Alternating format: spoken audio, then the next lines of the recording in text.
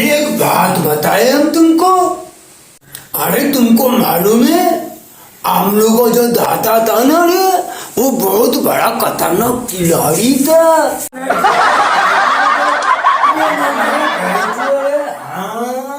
अरे मालूम है तुमको?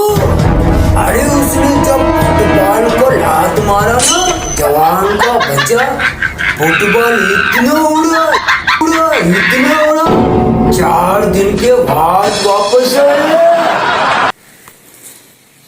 अब क्या अपना वाक्य सुनाया न बे। अब हमरा सुन, हमरा बड़का वाला अब्बू था ना, बहुत खतरनाक खिलाड़ी था बेहू। आज दिन फुटबॉल को लात मारा, 1 महीना के बाद फुटबॉल आया और जानता है क्या लिखा था?